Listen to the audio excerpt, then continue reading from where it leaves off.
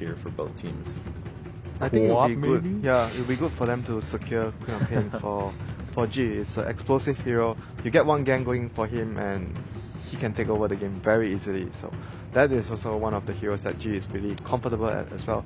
We talk a lot about the Lina, like Sin mentioned the last game. He plays a lot of Bloodseeker too. Yeah, Bloodseeker as well. We're going to get a Naga ban from one of the teams there. Right. And then I think Virtus Pro will be willing to trade Gyro for Lina? Quap Tusk.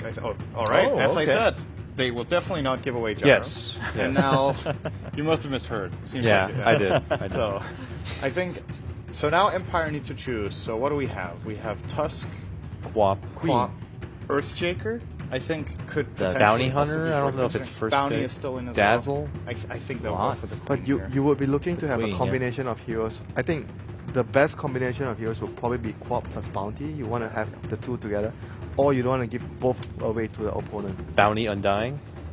Ooh, Undying is also still open. Yep.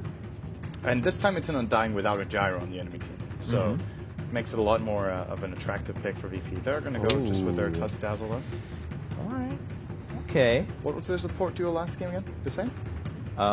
Those two plus a Spirit Breaker. Yeah. Spirit Breaker Oh, was Spirit the Breaker. offlaner, right? Yeah, yeah. So Tusk Dazzle they had last game Yeah. too.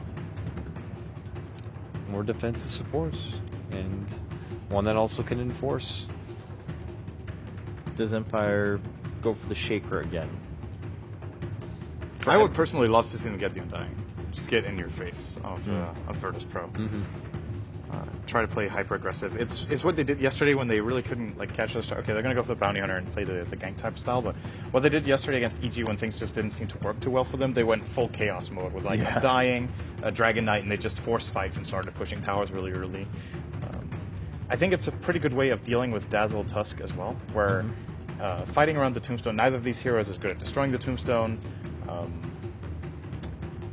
And it's fairly easy to... So when Tuscan wants to try to counterfight, that sets up for a really good Sonic Wave under the tomb. So they could have done that. I think this is a good approach as well. Getting the Bounty Hunter, of course, as we talked about, should be a pretty contested pick for this particular matchup. And there's the Undying Bam. So Okay, yeah. they do acknowledge the hero's presence. Yeah, they don't have the next pick, so they're not taking that chance. The Storm being banned out by VP. We don't want that running around. I could foresee VP just getting Spirit Breaker again. It's pretty nice Yes. against Bounty Hunter. true. Works good against Queen of Pain. If Yeah. she blinks away, you maintain the vision. And I feel the other thing is, against Quap plus Bounty Hunter, you want a mid that's very survivable. And when we are talking about mid that's really survivable against ganks, you can talk about TA, that's Wind Ranger, both are really good at surviving ganks against Bounty Hunter early on. Ooh. Wow, this Ooh. is, okay, this is a really tanky hero and a very good lane matchup for Queen of Pain. Oh, yeah. I Is think it- Empire are going to change their plan. This I was is just going to gonna be a say, sound yeah. quad. Is it good enough of a counter where they're going to be like, okay, time to move this Quap somewhere else? Now, the interesting thing about this is that Empire themselves banned the Razor, who could have actually gone toe-to-toe with Viper. It's a pretty even Right. lane. But since they got rid of that one, then all of a sudden it's going to be a little bit more tricky for them to find a mid laner who actually fares well against Viper. Now, with how OD. fast VP drafted, VP drafted super fast. Yeah. So I don't know if they actually already thought about that step. If they ban Razor now, this is exactly what we're going to do. Ban Shaker, pick Viper, no second thoughts.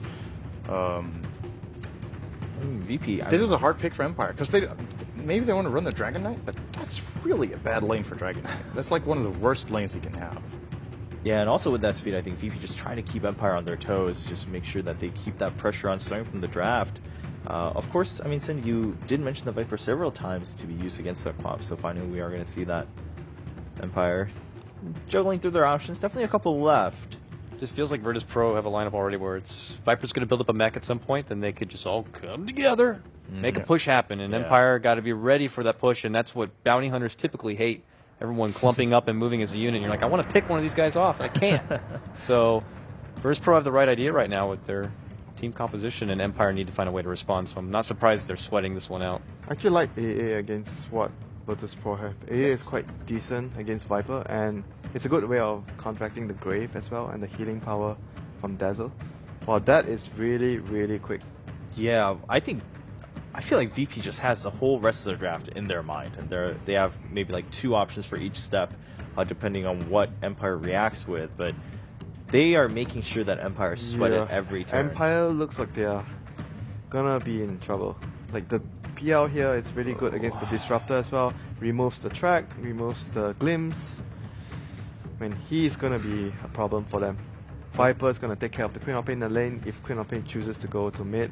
So, laning phase wise, I think Virtus Pro have a very good laning phase right now. What can they do to deal with this BL now?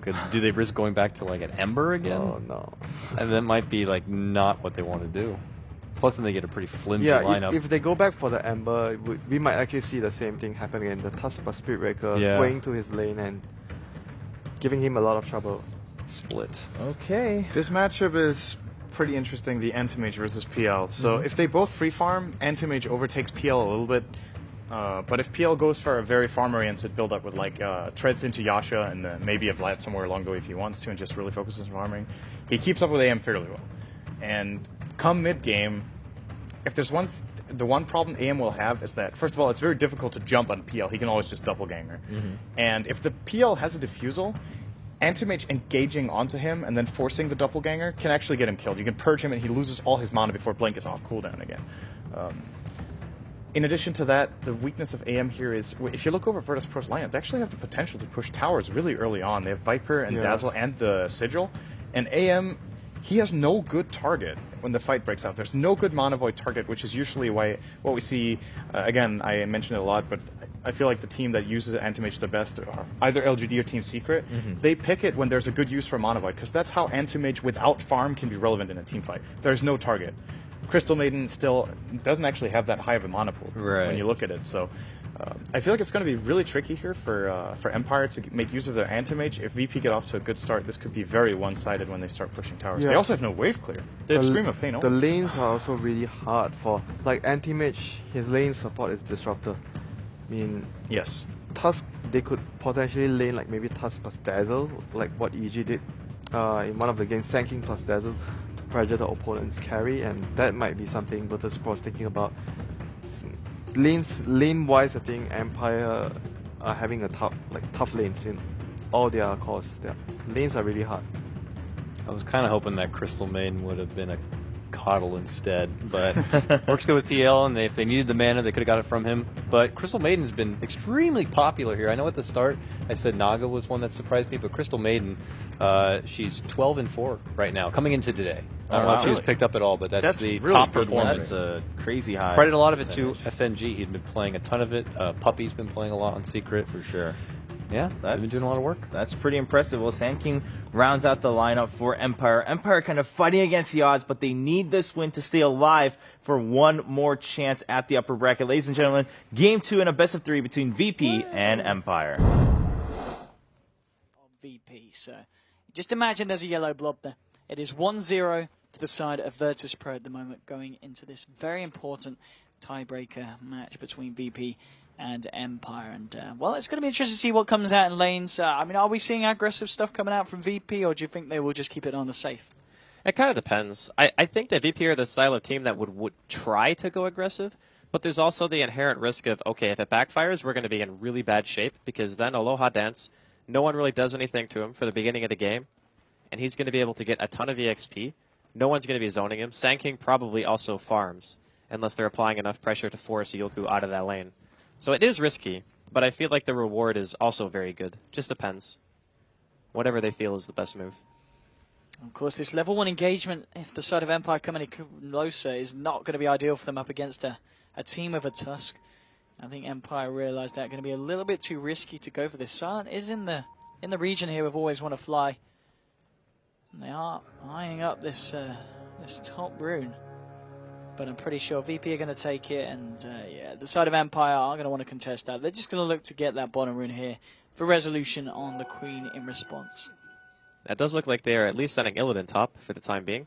And that means that it's going to be Phobos versus Sand King. Okay, so melee versus Sand King. Sand King actually does very well in these matchups. Some Sand King players actually put like 1 value point or sometimes even more into Caustic to farm the lane. Others will just skill Sandstorm just to stay safe and just do the standard build where you can maybe go back and farm a little bit of jungle stacks a bit later on. But for now, VP are looking to contest this lane. I actually favor the PL and the Crystal Maiden lane, and now actually Dazzle's coming up here too. So I think after they saw the Sand King and the Bounty Hunter, they're like, okay, that's super greedy. We actually just want to try to pressure your AM now.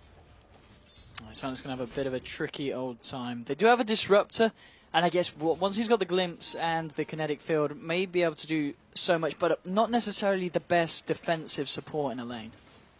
Well, the biggest issue is, even if you had a defensive support in a situation, it doesn't matter. Like, you're still against 3 heroes. There's not one hero that's going to be able to keep you safe from this. No matter what, Silent is going to be having a really hard time finding CS against a tri-lane with a Dazzle, a CM, and a Phantom Lancer. The other thing, too, is that Always Wanna Fly can just get killed if he's out of position. Well, that's quite some stat there coming out. They haven't picked it since 2014. That's a fair few months ago here, so we'll see how rusty Silent is on the old AM. I'm sure he's played it outside of competitive. I'm sure they would have had a few games coming into this one and maybe looking to use it as a pick that would catch people off guard. But so far, it doesn't look like he's having a lot of fun up against the spam that Lil was able to provide there, just with the heal bomb pushing Silent right back. And mid lane, Aloha Dance just keeping eyes on G here, has yet to make a move, or at least try to, and G harassing Resolution right behind. Resolution's got to be careful. Aloha Dance just going in with some hits, just trading right clicks here with G. And again, the double D ward there with the Tangos. And that was his last sentry too, so Aloha Dance is going to know that G does not have another sentry to his name, which means that he's going to have to get some bot for him and ferry it back out here. Otherwise, Aloha Dance is going to continue to be that pesky nuisance. How's the bottom lane going? Well, pretty evenly by the looks of it. A couple of Tangos have been taken up already by the Tusk. SK's actually out of regen here. But, well, he started with items that lead me to believe that he wasn't expecting a solo hero here.